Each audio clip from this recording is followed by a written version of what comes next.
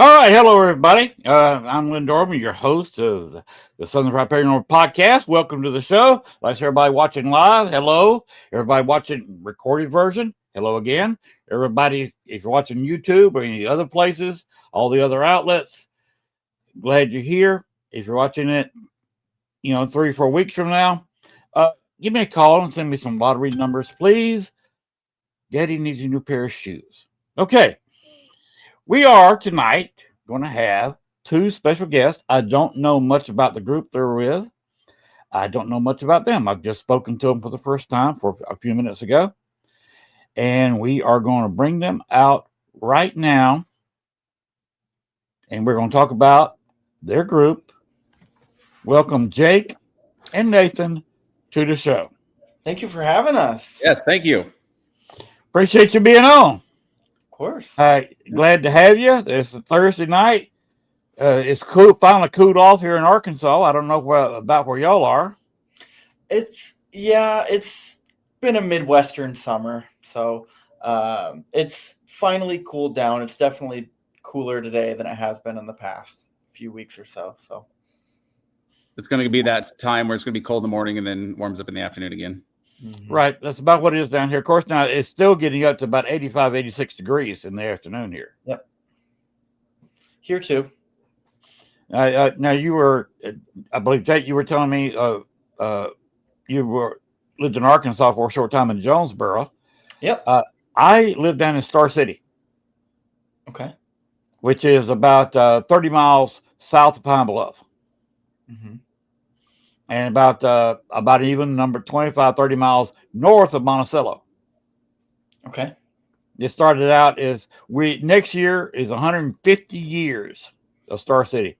They started out as a horse stop because a horse at just a mild gallop, the normal traveling speed for a horse with a rider is about 25 to 28 miles. So people traveling by horseback 150 years ago from Pine Bluff to Monticello, that's a 2-day trip. Right. So they would stop over, and they had a little way station outside of present-day Star City where people could go out there. If they were filled up, they had 2 or 3 rooms you could stay in. If you couldn't do that, you just slept on the ground on whatever you had. Mm-hmm. But your horse got to rest overnight, and then you continue the next day, whichever way you're going, north or south, to Monticello or Pine Bluff. That's a little bit of history of where I am. Cool. Very nice. And by the way, in the intro, you saw several places that had to do with Chicago, being there for 14 years. I am friends with Dale Kazmarek, and that was his picture that Judy Huff took. So I got to give them credit for that. Okay. So now, enough about me. I'm inconsequential here. I'm just the host. Talk about your group, how you got started, where you're based out of, and how the two of y'all got in the group. Yep. So we are part of Riverside, Iowa Paranormal. The name is because it's based out of a small town in eastern Iowa called Riverside, Iowa. It's about an hour from the Quad Cities, from Davenport, Moline, that area. And I actually was not with the group in its conception.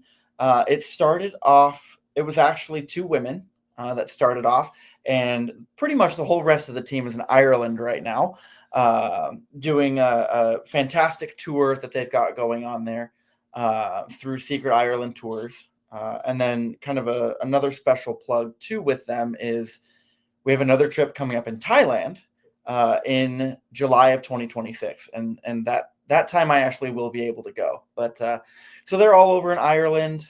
Michelle Roos, who's our founder, she started the group in, I think, officially 2015, 2016. And then a couple of other people that she was friends with for a long time came together. And then it kind of became a group. And then I came into the scene in about 2018, summer 2018. And I've been with the group ever since. So. And I would say I'm newer. I joined Jake, and you can correct me, about 3 years ago. That sounds about right. Yeah, as more of like a part of the tech crew. And so I'm big with like collecting evidence and equipment, and that's my passion is that evidence based, and so that's how I joined in. And then with these events that we've had going on in October, I've helped coordinate those 3 events for fundraiser. And so that's the event that's coming up in October here on October 4th. Mm-hmm. Okay, Nathan, did you ever get sent in new and interesting rooms and say you're going to be the first one in there? Sometimes. I don't mind it. What do I? Jake always knows. You always find me off on my own. Yep. That's what I'm known he's for. He's the solo explorer. Yep. So I have no problem being on my own. So yeah, I'm weird like that. Okay. So you have no fear. No fear. No. Cool. When it comes to like, I think it's just also because of like the like empathic feel. Like I just always feel like I'm protected. Like I'll sense something if something's coming my way. Do you do any kind of protection? Nothing outside of what the group does before we start. But the group as a whole does protection. Yes. Yep. What do y'all do? So usually it's just kind of well, everyone has their own individual pieces as well. So some people will wear like we have one member of the group, Tristan. He's very devout Catholic, so he wears a lot of his crucifixes. Other members bring various stones, bracelets, necklaces, things like that. And Michelle actually does a really nice job of kind of putting a sort of blanket of protection over all of us. That's kind of her big thing is anytime we go in somewhere, she wants all of us to be safe. And so she kind of does her own sort of blanket of protection just so that she feels like she's done her part to make sure that we're safe going into these places. Because some of these places that we've been, we hear that there's nothing bad going on, and then we get there and we find out that that's not exactly the case. And so having gone through that and had that experience enough, we all kind of bring our own, whatever it is that we believe in, that we feel gives us protection. We each kind of bring our own individual thing in. We do kind of a group thing in a circle, and we have kind of our own little before event ritual that has various parts, and protection is a big part of that. It should be, because you never know what you're going to run into. Exactly. Especially going to a new and different place. Mm-hmm. And I speak from experience. I've had attachments before that things follow me home. Yeah, it can be really scary. We also deal with private homes. So that's kind of our main focus. That's what the group started as. And so we help a lot of private families. And I was just actually doing one with a couple of other members last weekend. And it was kind of a similar situation. The family had shared some concerns that they were having with some of the entities in their home. And they had a very young child, so they were concerned about the safety of their child. And I went in kind of thinking, what they're talking about could be any number of different things. And I'm glad I went in with the protection that I did, because I got there and there was a lot of stuff I was not expecting to encounter. And so I was very, very glad that I brought the protection that I had, because if I didn't, it could have been really, really bad, not just for me, but of course for the family too. It'd been worse actually for them. Absolutely, because they're there after we leave. We show up, right. We walk through, we do our thing, we do a house cleansing if that's what the clients want, and ultimately they're the ones that are there after we leave, and so we want to make sure that they're safe and that things don't get really negative for them when we do leave. Yeah, you got to watch what you're doing with any kind of investigation, because you don't want to leave it worse than it was. Right. They had that problem down in Kentucky at that music club, where they were running so many tours. Huh? Are you talking about Bobby Mackey's? Mm-hmm. Where they would run a tour in there, and the people would be rude to the ghosts. And they wouldn't catch anything, but then the next tour group called all the feedback from that. Yep. Yep, we've seen that before too. Some of the places we do events, they can be rented out privately as well for kind of their own private investigations that groups want to do. And we've encountered that too, where we did an event on a Saturday night, and there was a group of people that rented it out the Friday night before us. And we get there, and we're like, "What happened in this place?" Because, for example, Edinburgh Manor. We've been there several times. It's pretty much right in our backyard. It's about an hour away. And we were doing an event there one Friday. And Michelle and I were getting there. We're getting everything set up. We walked in and we were like, what have people been doing in this place? Because that place, it has its stories like anywhere does. But we've never really encountered anything there that we were concerned about guests' safety. And then we were there one particular event a couple years ago. Michelle and I walked in, we looked at each other, and we went, what the F happened? Because it was a totally different building. There was a lot more negative entities that we hadn't encountered there before. And we found out there were some groups that had been there recently before we had been there that had been doing some stuff they shouldn't have been doing. And unfortunately, it was everyone that was there after them that had to deal with the after effects of that. So my point being that you've made magnificently, by the way, thank you for that, is that you got to be careful what you do, because it could be, you may not even know what happened, but the other people could catch the ramifications. Exactly. Because these used to be people, and they're temperamental. And if you excuse my French, you piss them off, they're liable to come back at you. Well, and that's one of the things we always talk to our guests about when we do events is we say we don't provoke. We might push the envelope a little bit, but we certainly don't provoke for that reason. They are generally, they were humans at one point. They were people as well. And for better or for worse, a lot of these places, that was their home. And we don't want people coming to our homes disrespecting us. Why would we go and do that to somebody else's home? Right. You don't go to a party or just somebody's house visiting on Sundays and go in there and specifically anger the host. Exactly. Yeah. And some of these spirits have as much right to be there as anybody. And the other thing we run into is kind of going off of that vein. If you piss off the wrong spirit, they could do some severe harm to you.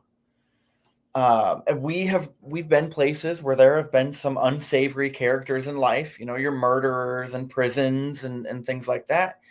And sometimes people think that just because someone has now died and passed on, that magically goes away. And that's not the case. If they were a negative person in life, chances are they're going to be a negative, nasty person in death as well. But now the only difference is you can't necessarily see them. So they have the home field advantage in that case. And that's not a can of worms that you ever want to open. No. I've seen it open. You notice that in my intro, I had a little bit about H.H. Holmes. Yes. You know about him. I'm familiar with him. I didn't realize his hotel was in Chicago.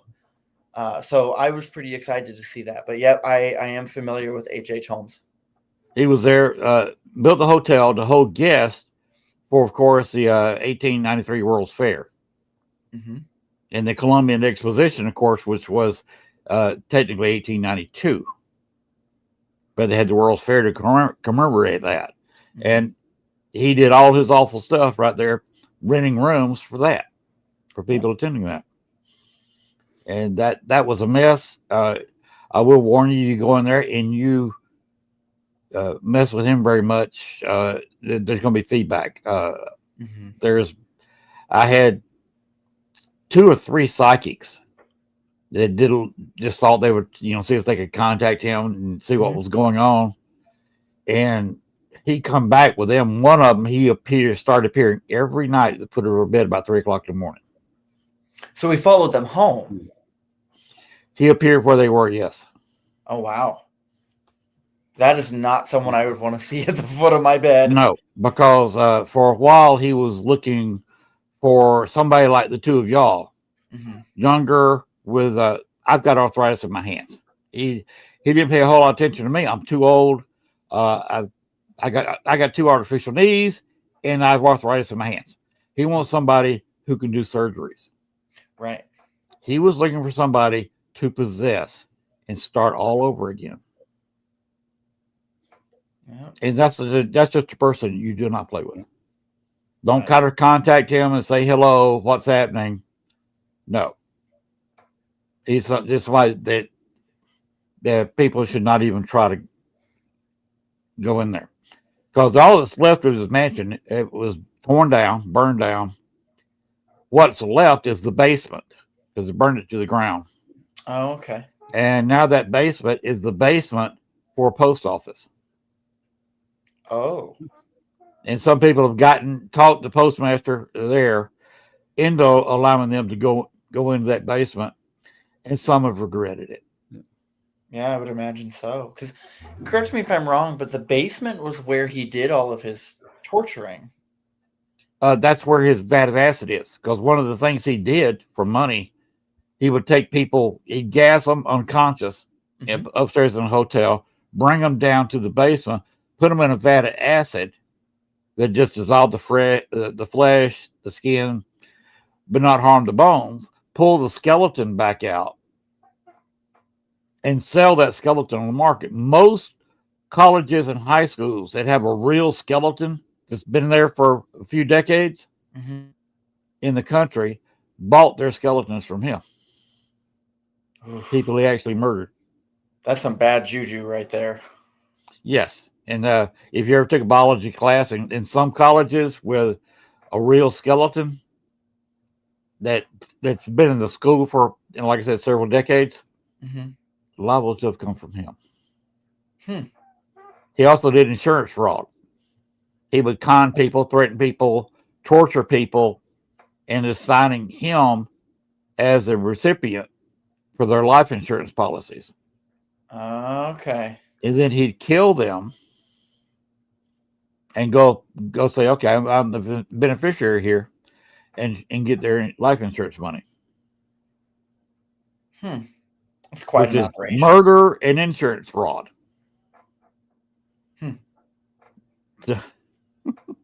There's a lot to unpack with that one. Do some research. It's interesting. Yeah, I definitely have to look into that. Don't get too close, because he will look back. Now, I think I banished him to somewhere where he can't get back out several years ago. Okay. I had to get mean with that one.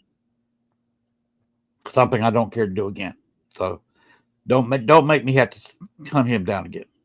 Right. That's the advice I give people with that. You don't have to tell me twice. I don't mess with serial killers and murderers, and I don't. Nope. And you also notice I did John Dillinger. I also do a little research of Bonnie and Clyde. Oh. Their massacre site is to the south west of here. Okay. They were massacred, killed in northwestern Louisiana. So I can get down to their place in about 3 hours. But enough about that. Y'all have an upcoming thingy in about a week. Like I said, that's why I wanted you here. I wanted you to be able to promote your event before it's too late. Go ahead, tell them where the event is, what it is, when it is, how, what, when, and why. Go ahead. Nathan, I'll let you take over this one since you were part of all of the planning. I'll go ahead and jump in on I'll jump in on the why. Okay.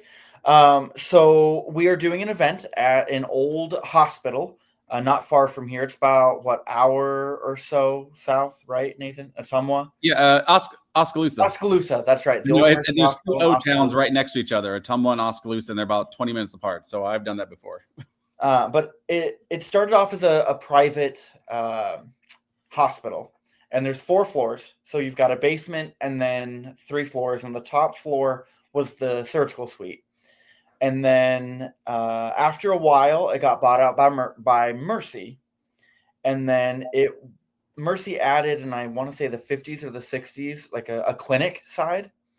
And now that clinic side is an art studio. So the owner has taken that building. She actually rents out various studios. Like there's a hairstylist, there's some tattoo artists, other kinds of artists that have a place to try and get their own clientele built up and stuff like that out of there. And then on the other side is the old hospital. And the old hospital doesn't have any electricity, anything like that.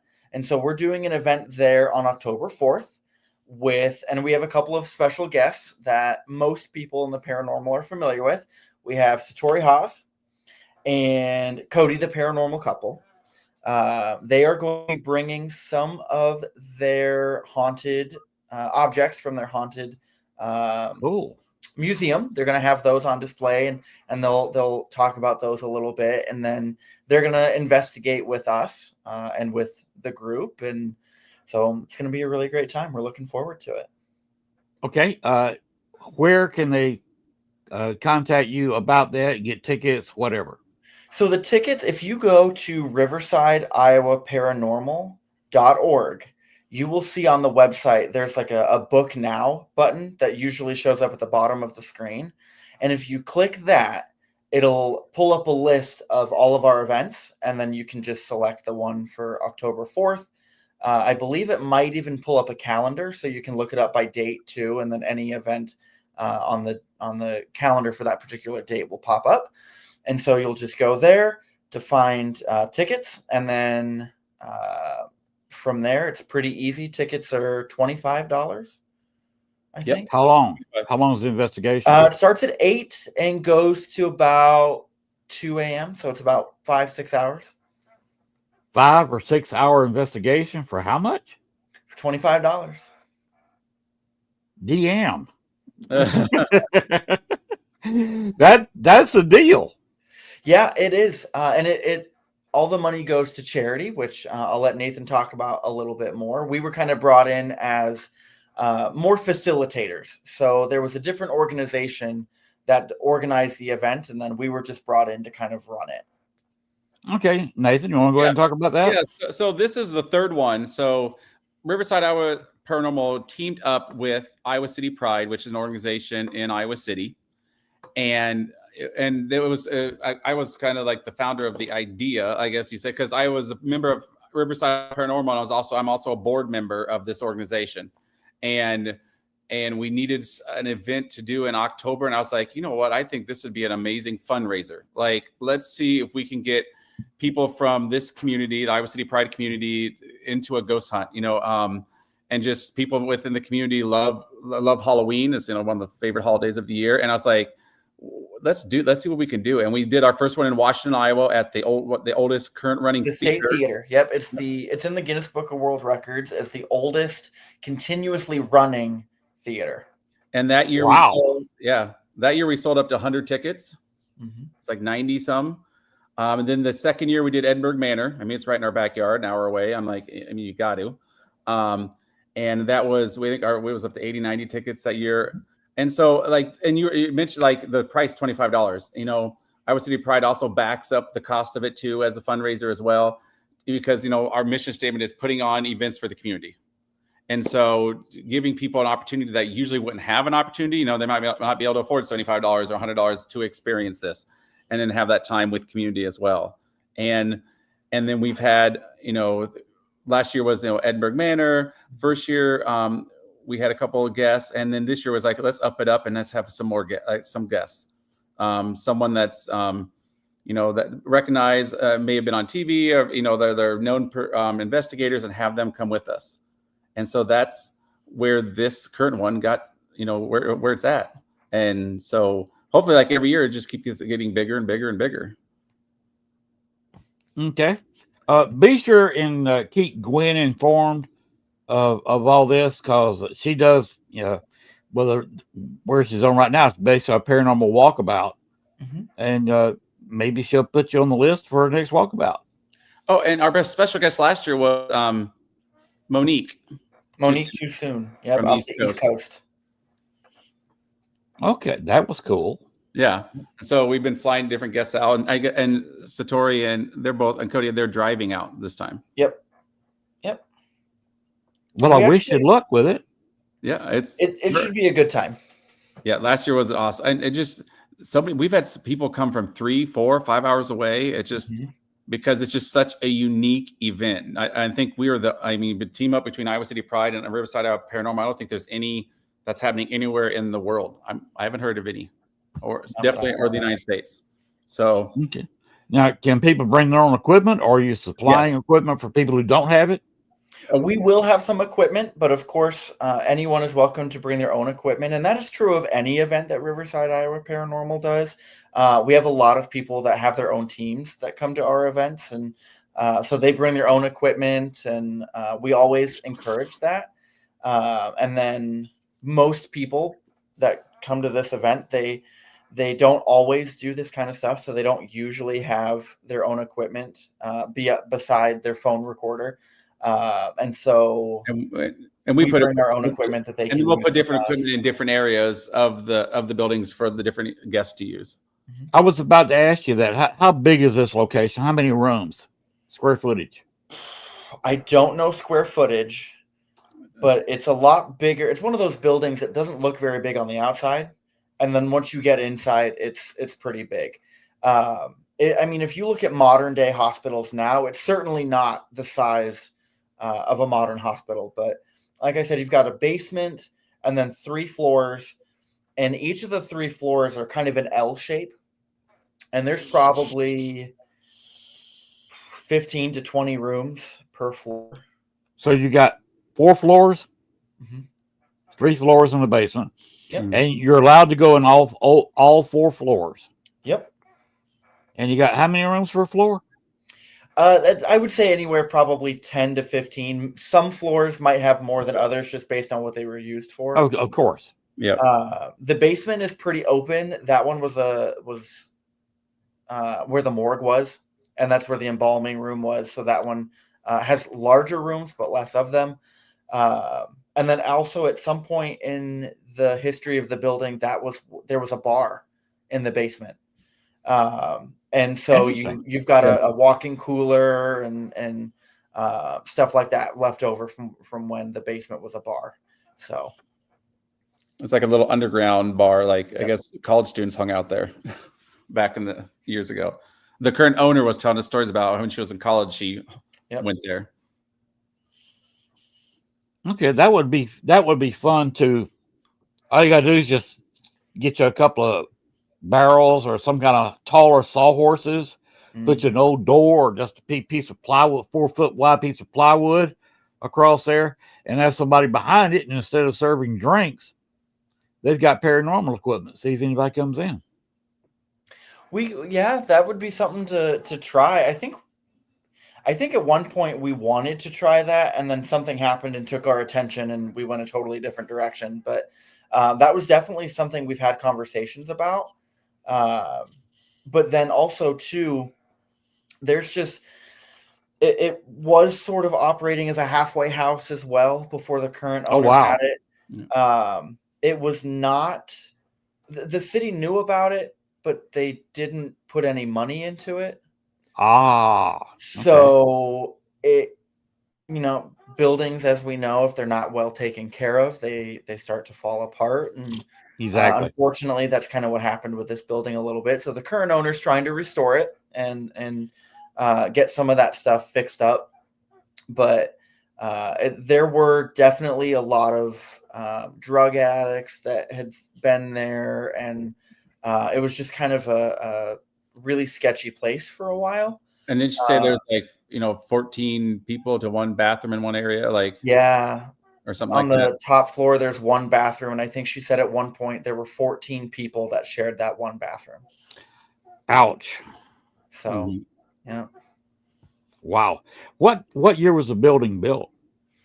Oh, gosh. Early 1900s. I don't remember the exact year. So the building's over 100 years old. Oh, yeah. Yep. Wow. There's bound to be hauntings in there. Have y'all investigated and had experiences in there? I have. I've been there 2 or 3 times. We've done kind of Riverside, Iowa Paranormal has done our own events there in the past. And there's definitely some stuff that goes on. A lot of watching shadows dart in and out of rooms, hearing footsteps walking up and down the hall. In the basement, we've had some interaction when we've tried to kind of reenact or recreate an embalming with the morgue having been down there and things like that. You can actually see the old doorway where they used to take the bodies out and put them into the hearse out on the street. And so in that hallway, we've had some good interaction too. But yeah, definitely up on the surgical suite, top floor, there's a particular room in there that you see a lot of shadows moving back and forth in. We've gotten some intelligent responses with equipment. They really like the ovilus. We've had some good luck with an ovilus there. We've run into some of the people that unfortunately passed away due to drug overdoses and things like that too. So there's a lot of different kinds of spirits that we encounter there. Okay. Do you have a dominating spirit there? One that always speaks up first? Not that I am aware of. There is one person up on the top floor in the surgical suite. I'm not sure if it is a doctor or if it's a patient, but there is one particular person up there that generally likes to interact quite a bit. That's the one that you'll see in one particular room. You'll see him pacing back and forth in that room. He'll come out into the hall and do things like that. So. Hey, hello, Bill. Oh, Bill, he's the owner of Broadhead Manor. Yes. Yeah, we've done a few things up there. He's a friend and watcher of the show. He's a great guy. Yep, he is. He is. And we love doing events at Broadhead with Bill. So were y'all at the Paranormal Rock Down? We weren't. We just something came up and we weren't able to go. So I was supposed to be there, but my air conditioning broke. Uh-oh. Yes. I had 4 air conditioner units here. 2 of them broke down, and I had to replace them. And that was $4,000. Whoa. And you got to have air conditioning because it was warm then. And we had a lot of days that were right at 100 degrees with 50 to 70% humidity. Oof. Because we're in the Mississippi River Valley, and we are only about, I was talking to the county guy about it, and I said, we're about 70 feet here above sea level. He said, right. He said, maybe if you're lucky.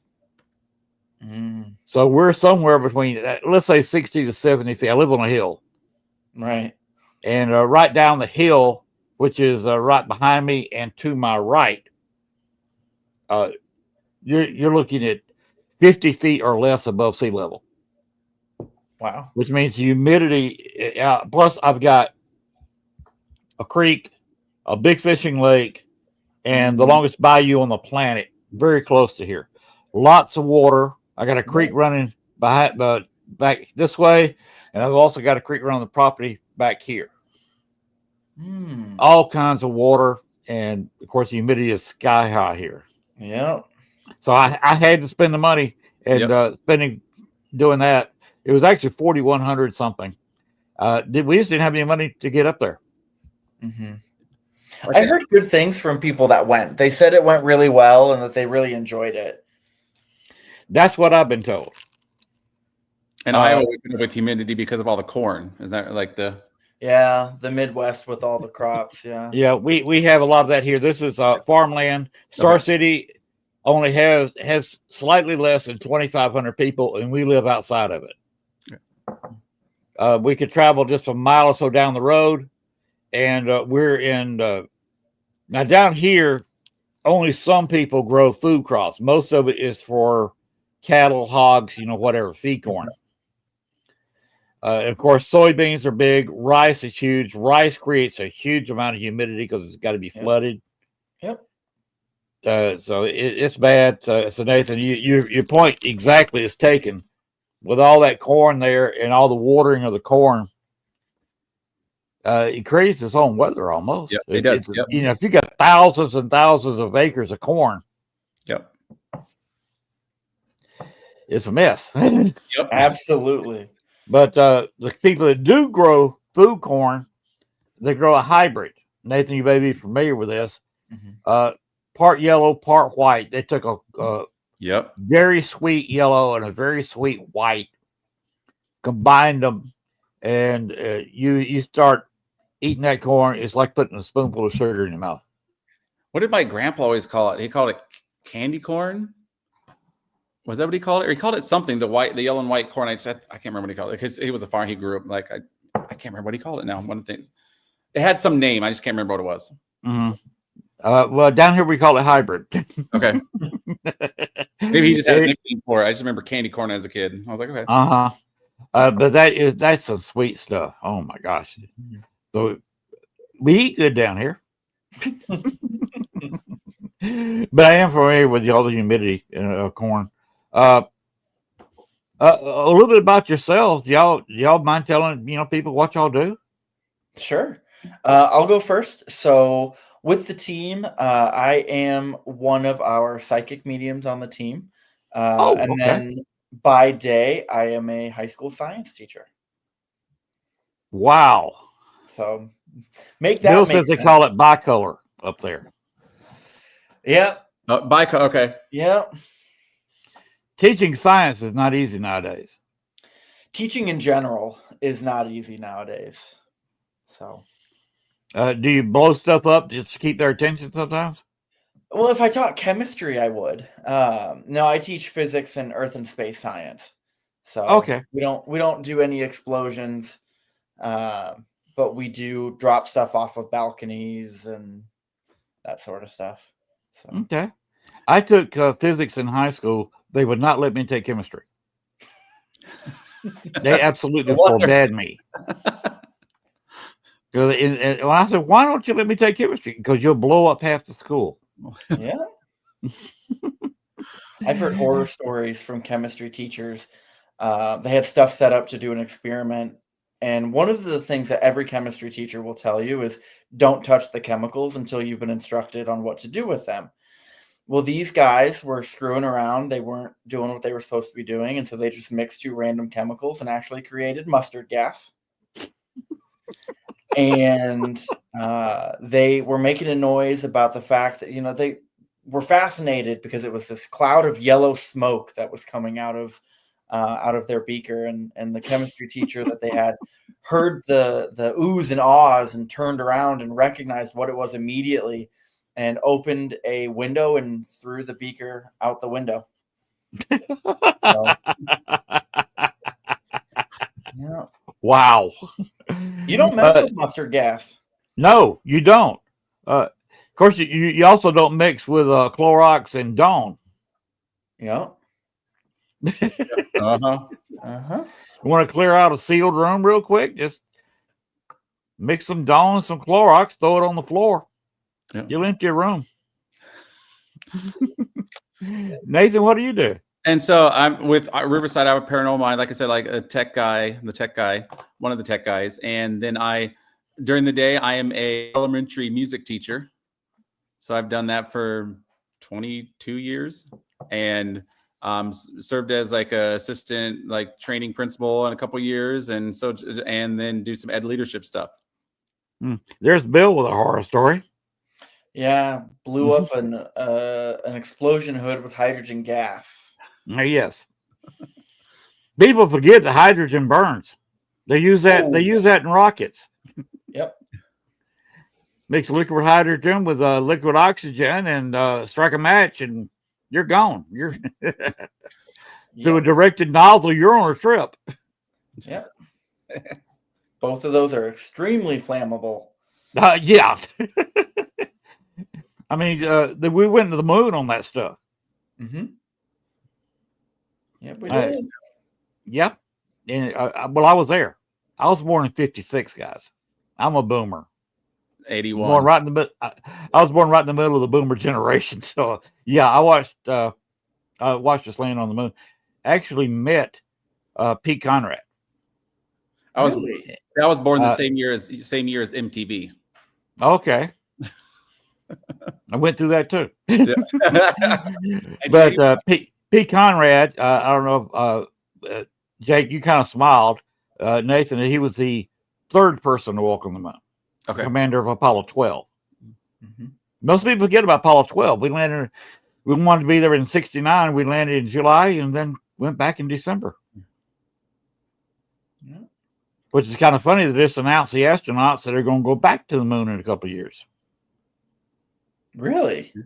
Yes. I do watch a little news. Yes. Mm-hmm. I ignore it, but when they say NASA's going to do this, okay, let's go. Let's watch this. Yep. Now we're interested. Yep. Mm-hmm. So look at NASA news. Just stay away from the regular stuff. That's horrible. Mm-hmm. Yep. Agreed. So you're both teachers. Yes. Yep. Wow. In high school, I would have been one of your horror students, not honor students, horror students. I've got a few rowdy ones this year that are giving me a run for my money. Mm-hmm. But I think, oh gosh, what did I have? But I haven't had anything too bad.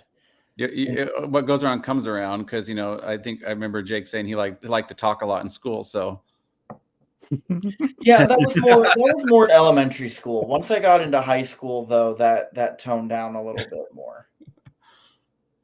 So, well, in my high school, we could not leave the school for any reason. Mm-hmm. Restricted, forbidden, even walking across the street. But I was a member we had a nearby Burger King about a mile away. So I was a member of the Burger King for Lunch bunch. And I 4 years in the same high school, I ate in the cafeteria twice, maybe. Mm-hmm. I mean, we go to Burger King. I've seen some of the foods that kids have brought back from the cafeteria, and I don't blame them when they say they don't eat at lunch sometimes. Yeah. So I brought a bag. I either ate it in auto shop or ate it in the car, or like I said, went to Burger King. See, elementary was there. I grew up in a small, tiny little town of like 200 people. The school, oh wow, yeah, school was there. People bust into the school, but the lunches were phenomenal. They were it was like retired community women from the community, and it was all homemade. They would get there in the morning. Everything was made from scratch. Oh wow. You ate good. Top notch, and that's why I became a big boy in part of my life. It was good. So it was really good. A lot better than what I was having were Burger King and a peanut butter and jelly sandwich. Yeah. Then we got to junior high and high school, and that was not the case. Oh. Yep. So how do you get along with all your members? There's so many groups that form. And 6 months later, they're split. Yeah. So we really are like a family. That's something that we have always said. And, with that, we spend a lot of time together. Sure, we get on each other's nerves. But Michelle runs a pretty tight ship. She definitely tells people, we're all adults. And we got to figure it out. And if we can't, then she steps in and she says, either if you can't figure it out, then I will, and one or both of you are gone. But we have in the past had some situations that different team members were in. And she did straight up tell them, she said, well, I'm not getting rid of either one of you just because you have an issue with them. They haven't done anything to me or to the group. They're not smearing the group's name, those kinds of things. So whatever issue you have with them, you need to figure that out. Don't bring it into the group. Don't get everybody else involved. And there have been times where Michelle has let group members go, but it's never without reason. And she has straight up said that to people. She's like, I'm not going to get rid of them until they do something. So until they do something, they're going to be part of the team, and you've got to figure out how to deal with that. That's very rare. And I think part of that really does come from because Michelle handpicks all of the members. Anyone that wants to join, which she's happy to meet with anyone if they express interest. But that's exactly what she does is she meets with them first. She has a conversation with them. She gets to know them a little bit more. And then before we really bring them into the fold, they join us on investigations, events that we do. And she gets to see how do they interact with other members of the team? How do they interact with the guests if we're at an event and things like that? And so she has her own process that she goes through, but she definitely vets all of the team members. And I think it's because of that vetting process that we are so close-knit. And it's really important for a team to be that close-knit and to have that trust, because like we were talking earlier, we walk into some places that there are some really sketchy situations that we find ourselves in, and you're in the dark. You've got to be able to trust the people that you're with when you're in those situations. Bill's got a great point here. He does. Anything can be talked out and compromised upon. Yep, I would agree with that. I would much rather go in someplace not knowing what's going on, or if they got history, I will do it. I won't ask you about that in a minute, but I'd much rather talk with somebody and become their friend. Mm-hmm. Talk nice and talking. There are exceptions. H.H. Holmes, we talked about that earlier, where that you just can't. Right. I mean, you can't be friends with a rattlesnake. Yeah. Right. And it's the thing about a group, you just can't let rattlesnakes be a member. Mm-hmm. Yep. And then, like you said, go ahead. It's like the family thing. Like, we have there's a group chat, and and if someone's going through a hard time, everyone's there chatting you up. Oh, everything's gonna be great. Keep it going. Or it's someone's birthday. It's just all the love you get from the group. So, it's definitely that family feel. Yeah, I have that feeling here with this network. Lee, she's the CEO. She's a fabulous person. By the way, keep Lee, Gwen, the producer, and myself informed of any future events you're doing. Mm-hmm. Just send it to my Facebook page.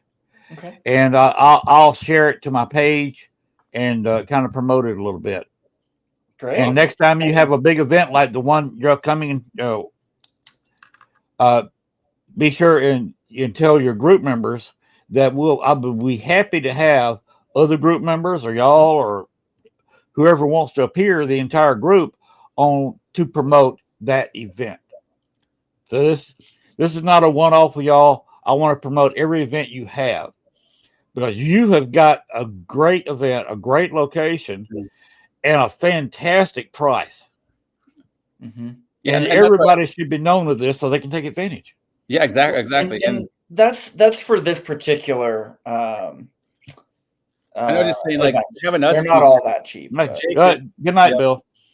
Yeah, because like this Iowa City Pro, since I'm so I guess it's kind of cool that we have both Jake and I. Jake's been part of Riverside, Iowa Paranormal longer than I have, but I'm also been a president of the organization that teamed up with the Riverside Iowa Paranormal and current board members. So, and that's what's kept that price at $25. Is Iowa City Pride is, it's a fundraiser. So Iowa City Pride is paying for the event, and then any money that we raise goes back to Iowa City Pride.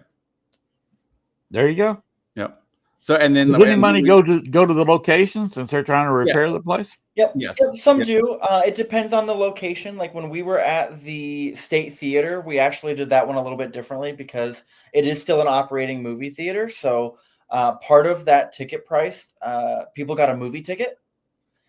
And so some of that money went to the State Theater. And then, of course, anything from the concession stands went to the State Theater. And it was nice because it was a scary movie. It was it's kind of cool because you can watch a scary movie. Yeah, what it was in that theater, and then investigate it right after you watch the movie. Yeah. So you Oh, got to wow. watch the movie with the ghost. You know, like it was kind of cool. That would be cool. Yeah. I've always wished that they could do something like that at the Biograph in Chicago, and Okay. specifically on the anniversary of John Dillinger being shot. Mm. You know, imagine the theater's still set up. Now it's been subdivided. It's a lot smaller than it used to be. Mm-hmm. But you could sell tickets and see which see which theater set up for a movie, and go in there and watch Manhattan Melodrama. Hmm. Set up at the same time that John Dillinger watched it, and then go out and investigate at the time he was walking out of the theater, down the sidewalk, and got shot in the alley. That's something I would love to do, but we had changed laws because the dailies told them that they would lock their theater doors up if they tried to show Manhattan Melodrama. The Washington Theater, that was the first time I've ever saw an apparition. Really? Like white, full, 3 people saw it at the same time. We all looked back and I 2 other people standing there, people that were bought tickets, and I was like, "Do you see that?" And they're like, "Yeah, we see that. It looks like someone and then it just disappeared. It was someone standing right in the back corner behind the door." Well, okay. Next time you do that, Okay. See if you could have that video, and you notice a present thing down. If you're not familiar with how StreamYard works, click on that, and you can put an MP4 right there. Oh. So if you got an MP format on your computer, Yep. You can sit there and show us that video. You know, next time when you're having an event. I don't know And if anyone, that will sell some tickets. Video of that one, but I do have videos of other locations of stuff we've done. I just don't know if anyone got caught a video of that night. It was. I wish. Just keep us informed, okay. so we can go ahead and hype this stuff up for you and get some people there. I like this little hospital location because you can put people in one floor and then skip a floor and put people up on the next floor and keep them separated. That way somebody can do a ghost box session or whatever and not disturb anybody. Exactly. And what I like about this particular hospital is like I said, there's a lot of different kind of spirits that are there, but the layout, it very much still looks like a hospital. It still has the tile floors. It still has, in some of the rooms, you'll see different kinds of medical equipment. There's one room on the second floor. We kind of call that the base, home base. And that has old handwritten x-ray records. There's an old x-ray machine still in there, old gurneys. So even though it hasn't been a hospital for a while, they still have a lot of that stuff in there. And so it does still very much feel like a hospital. You said it didn't have a morgue? It did. That was in the basement. Yep. Okay. Is it still set up like the morgue, or do they strip all the equipment out? They took all the equipment out. I don't know how long ago they did that. I would assume that was probably before it was the bar. But there's no equipment from the morgue itself anymore. There is the original, what did she say it was? Was it an ice box when we did the ice walkthrough? box, or like where they kept the bodies chill? I guess it was that big something. That's still there. You can still see the drain in the floor for the embalming room. Have you investigated that area? Yes, I have. And that gets pretty interesting. There's a lot of stuff that happens down in the basement. There's a lot of different kinds of, I won't even say they're all necessarily spirits, but there's a lot of entities that get encountered down there. I remember one distinctly that Michelle described. It was almost like almost like an unborn embryo, an unborn fetus, but it was like slithering around on the floor like a snake. And that's how I distinctly remember her describing it that way. But I've seen people walking through. We did something with someone in the old embalming room. We were doing a sensory deprivation experiment, and I could see someone in the room with them, and I was trying to do all the things. I was like, touch their shoulder. They had a blindfold on. I was like, take the blindfold off, kick their shoe, make a noise, move something, interact with them in whatever way you can. Unfortunately, nothing happened to them, or at least they said they didn't feel anything. But I've definitely seen children down in the basement. I've seen adults in the basement. There's just all kinds of entities everywhere. So. Nathan, have you ever seen anything there? I have. So this is going to be my first time at this location.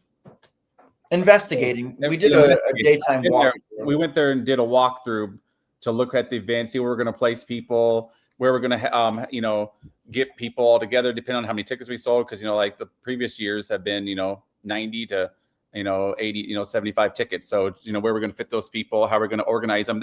I love that part. Jake knows that. Like, I'm an elementary teacher. My job all day long is working with groups and putting kids in schedules and, structure. And so that's my nerdy. That's my thing. Excuse my thinking about elementary school, but I always thought the teachers just herded cats. It's basically like that's kindergarten. Yep. It's literally you're herding cats. Yep. Now, Jake, you said you are a little bit of a psychic. Is that correct? Yep, psychic medium. Mm-hmm. So are you a full-blown psychic medium, or are you just kind of on the feeler side, or do you feel things or see things that other people can't? I have definitely seen things, and I don't do them as much as I used to, but I have done private readings for people in the past. And we were was it last weekend? There's a place on the western side of Iowa over by Villisca, and it's called Malvern. It's a very small town. There's a place called Malvern Manor, which was a number of different things. And we were doing an event there a couple weeks ago, and there was a woman there, and I told her, and I said, hey, I said, you've got this gentleman that's behind you. I said, he looks to be probably in his late teens to his 20s. And I said, maybe even 30s, because I'm not very good at telling people's age just by looking at them. And she kind of broke down a little bit, and she said, well, that's my son.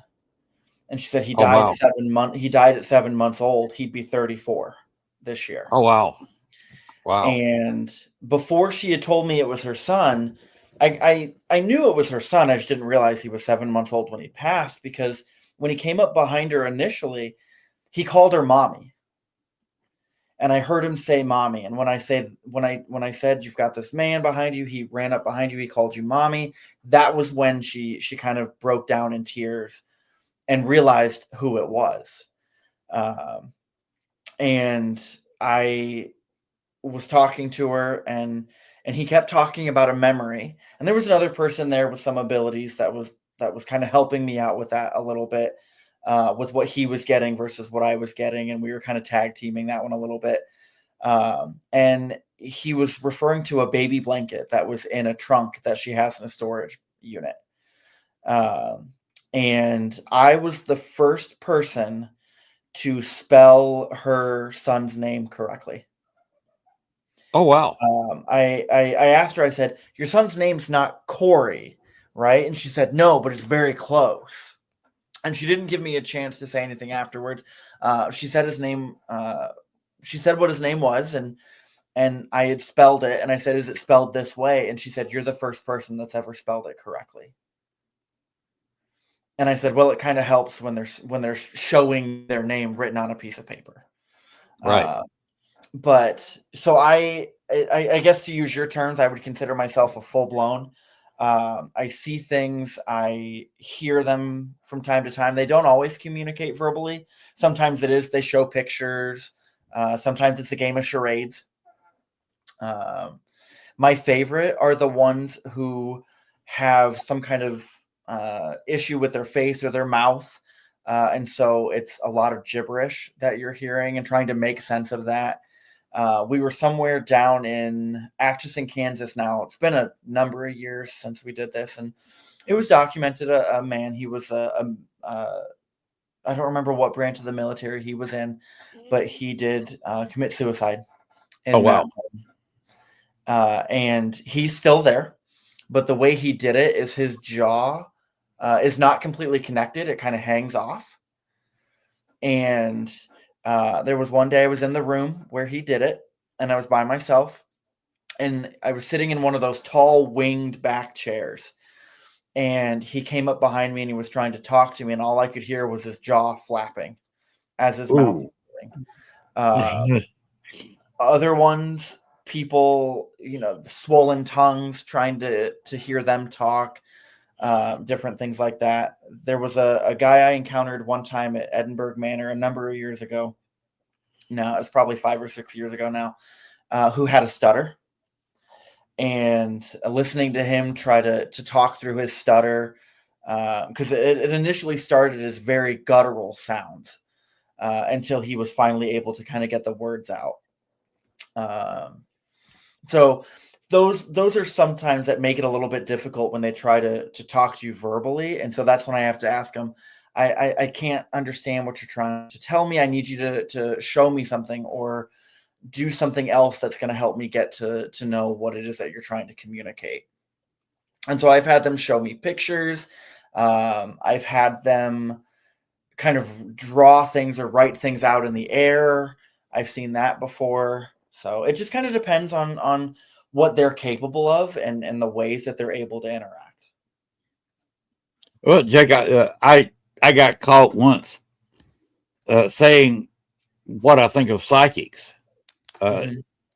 They're one of the most useful tools a paranormal investigator can have in their toolbox.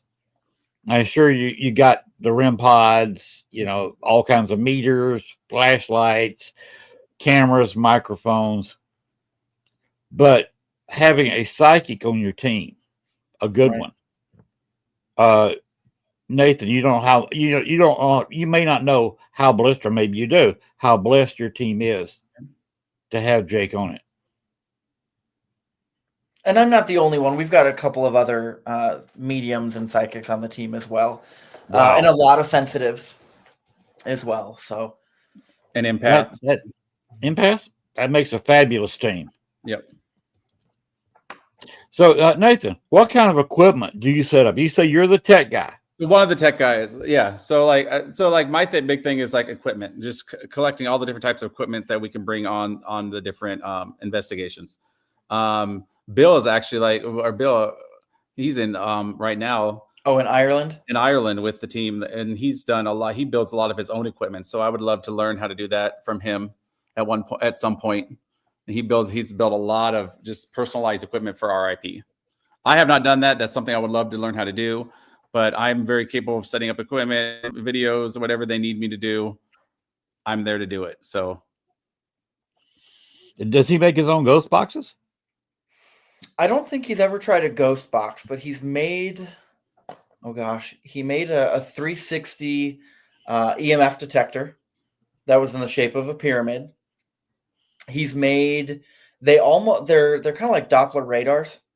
Where they have a sweeping arm that goes into 360, and that one detects EMF. He's created his own EMF pumps, and we used those one time, and we had some unexpected results, and we haven't used them since because Bill broke one when he jumped out of a chair. So he also broke the chair in this process. So, like I said, it was some unexpected results. They worked fabulously, but they almost worked too well. And so we haven't used those as much, but over the years, Bill's built quite a few things. He's built his own, he's built a few different of them actually of like SLS cameras. Yeah. He built one for me. Yep. He's built a few of those over the years. So. And I think Jake knows where my love for like the equipment comes from. I literally collect, I have a whole room of just Ghostbusters, like collectibles. I was an 80s baby. So, so that's where I think that's where that came from. And when the Hasbro made the new PKE meter, I don't know if you know about Hasbro. Hasbro makes the 2-in-the-box set. It has EMF on it. Oh yeah. It's the dials on the PKE meter goes up and down reactive to EMF. I was like, that was the dream come true. I was like, oh. So he will be bringing that in October to the hospital. I have to, That would be fascinating just to watch you use that. Yeah, it's really cool. It goes up and down to the EMF. I was saying, I was like, someone needs to build that. That'd be really cool to sell. And then Hasbro did it. Yeah. Because I was talking about ghost boxes. Have you seen the latest from Rhodes Hotel? You ever been there? I've not been there. Who was I talking to? I was talking to someone either last weekend or the weekend before. You're right. I And we remember were talking about Rhodes Hotel. Who was that? I knew that. Yep. It's a great place to visit. They got a great owner, and I think you can arrange to spend the night in the place. It's got some interesting spirits in it, but what they've done, they've got somebody who builds ghost boxes, and they made a small plastic box. Well, all that's 3D printed now, so you can do anything you want to with it. Yep. So what he does, he takes a 3D printed copy of the Rhodes Hotel and puts a ghost box inside of it. Oh, that's kind of neat. Cool. So that might be something y'all can think about. If you know somebody with a 3D printer, a couple of these locations, you can work with them and get a building printed up and like put a ghost box in. Or like wherever you're at. That's a neat idea. That is cool. So just something to think about. You have a really cool ghost box that someone built for you. Yeah, Jeff Fent built that one for me. He used the wood from Madison Seminary, and he built a ghost box out of it. And it's got a nice picture of Madison Seminary in the front. And it's got a radio that it siphons through. And yes. And then because they're from different haunted places, the wood is from. I think that's really cool. Well, he makes other ones too. He gets a hold of old radios and kind of guts them, and then puts his own stuff into them and makes ghost boxes out of old radios too. Because somebody made this. They took a basically 3D printed box and made a ghost box out of it. Well, that's cool. Your box is sitting right over here. I can see it, Jake. Yeah. So you can do anything with a ghost box. This actually has a light here inside the speaker that lights up when there's somebody talking. Mm-hmm. Oh. So you actually create something for people to look at if you're on camera with it. Right. Instead of just sound. That's really cool. So this was interesting. So it's just amazing what people can do. Yeah. With a ghost box, and that's the custom made job. There's probably only about just a handful of those around. And I want to pick up one of the Rhodes Hotel ones, and that's something you can talk with somebody who kind of collects stuff like this. Yep. You can actually, raise a little bit of money, right, by selling this. Yeah. So it's just an idea to throw out to you. Okay, now we're at an hour 12. Gwen just said equipment now is amazing. Yes, 3D printing has really opened up a lot of stuff. And you can get the custom boxes and do a lot of stuff with it. A lot of people, when you want to boost your EMF in the room, you can either build a custom made detector or one that actually generates. Yep. Of course, I will advise everybody, do not put a K2 meter in the same room when you're producing that. Right. And don't put that next to a mil meter, because you get two of them side by side, they'll set each other off every time. Yep. Now, do y'all harp on flashlights? Because that's a pet peeve with me. It sort of depends on what you mean. What do you mean with what? Well, I've seen some people with a bright white flashlight, and they'll go around for a joke and shine at people's faces. We tell people not to do that when we do our events. We have a whole spiel we do at the beginning. There you go. Going over, keeping food and drink in a designated area, picking up after yourself, putting your phones on airplane mode, that sort of stuff. And that is one piece that we mention is if you've got a flashlight, you're either going to point it up at the ceiling, down at the floor, or even down into your hand when you click to turn it on, because there are some now that they have a strobing effect. And we have had some people on our events that are photosensitive and Mhm. have epilepsy. And so we tell people, we're like, try and do it into your hand. That way, as you're going through all those settings, if you accidentally do the strobe effect, it's not going to impact anybody. But we do free roam. And sometimes we get those people that are just sitting in a room, not making a noise and doing absolutely nothing. You don't realize they're in there. And then you walk by an empty room, and what do you instinctually do? You take your flashlight to look in the empty room, and they're sitting right there against the wall. And sometimes we inevitably get blinded or will blind someone else. But it's not generally something that we've seen any of our guests doing like as a joke or anything like that. I know people have done that in the past. It's just not something that we typically tend to encounter.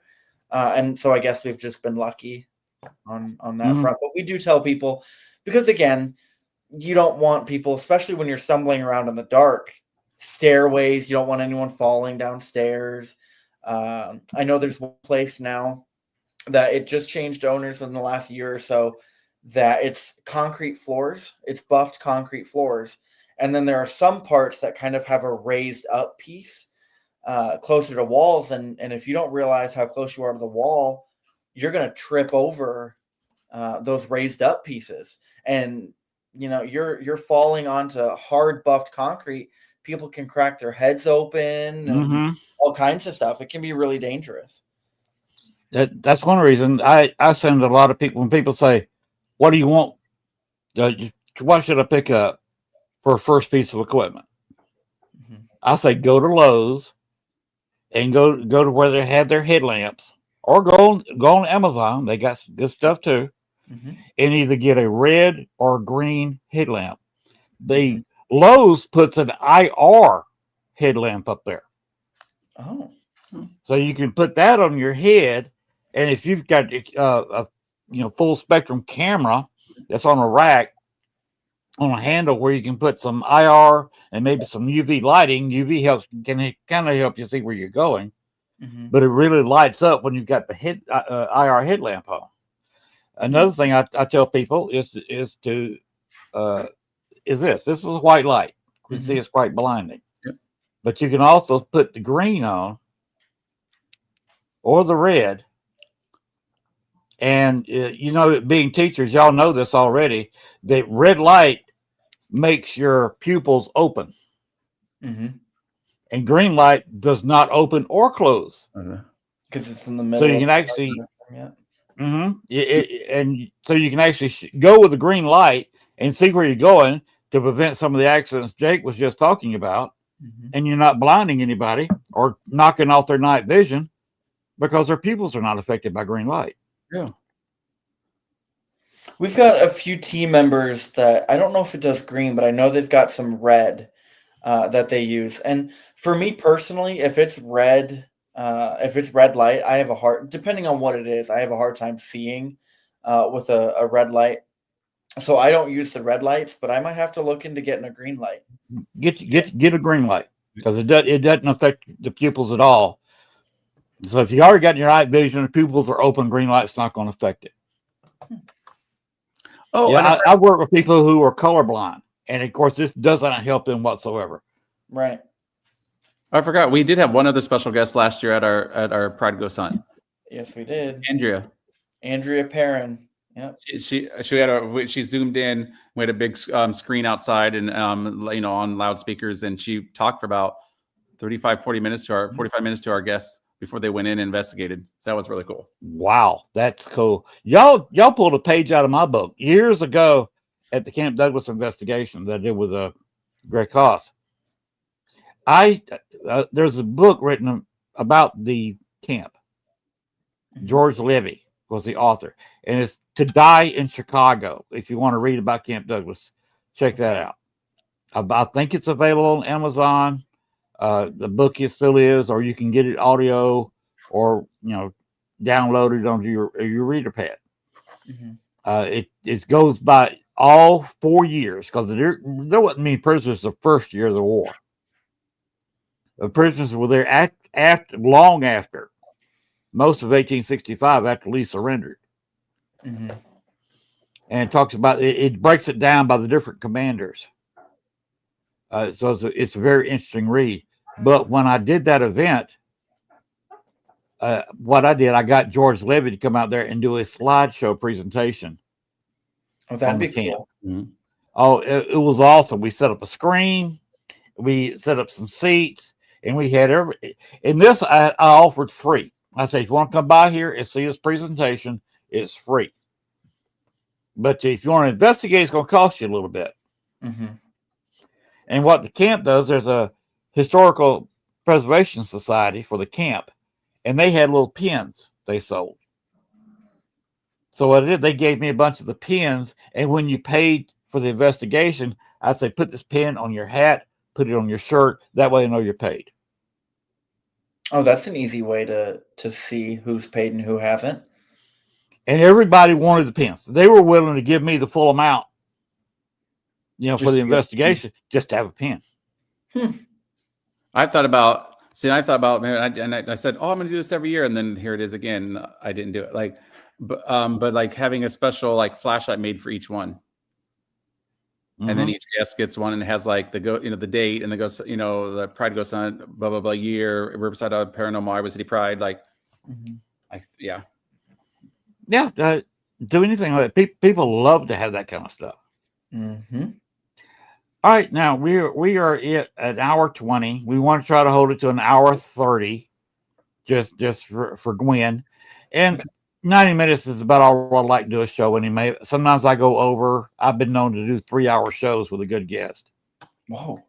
So let's go ahead and wind it up with, once again, talk about all the where, how, and when of your upcoming investigation and where they can get tickets.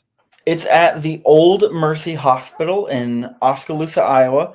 Again, to get tickets, you will go to Riverside, Iowa Paranormal.org. There's a little book now button that will bring up all of our events that we have for the rest of the year. And check back frequently, because I know Michelle is in the process of getting some stuff for 2026 organized and put up there as well. And you can do it two ways. You can look at the calendar and select October 4th as the date, and then it'll pull the event up, or you can look at that event specifically for once you get to that book now page. And then once you pull it up, you'll buy tickets. They're $25 each. Starts at 8 p.m. and goes to 2 a.m. And come join us. We have some great guests with Cody and Satori coming over from the East Coast. They're bringing, like I said, some of their stuff from their artifacts from their haunted museum that they have, that they'll have on display. They'll talk about those a little bit. Yeah, and some people know them from Ghost Hunters and. Well, yeah. So they both have had cameos on Ghost Hunters, and Jason Hawes had another show, Ghost Nation, for a while that I know that they were doing some guest spots on. They do speaking engagements all over the place. So they're very well known. So they'll be there. And then it's October 4th at 8 p.m. Tickets are $25. And the event's open to everybody. It's very inclusive, and that's why it's such a special event that's just very unique with all over the world. So, and especially as far as I know, I have not heard of anything like it. So these two kind of organizations coming together. Very, very cool. And if y'all want to tag team on an event, and you're just going to have, maybe not open for the public, but you're going to do an investigation of a place, and you want to go ahead and put it out there, if you got internet in the location, that's one thing you got to have. Right. Let me know, and what we can do, I can do a special show and put you on the network. Oh, that'd be nice. That's really generous. Yep. Thank you. Yeah, that'd be awesome. I'm actually stay tuned for Halloween, because I've actually got 2 groups doing 2 investigations, 2 separate states. One of them is a kids-based show, do early. Another one's later. I'll put them on. That's the plans. Plans, right. Like mice and men. But that's the plans, is to do a Halloween special show, and hopefully have 2 investigations on the show. And I know Oskaloosa, they do have, high or 5G internet there. So I believe so. At the hospital. Yep. That would be fabulous to sit there and with your cameras, your phones or whatever. Because what we do is hook up every phone is like a guest, and each one of you could have a phone, and we could just go back and forth.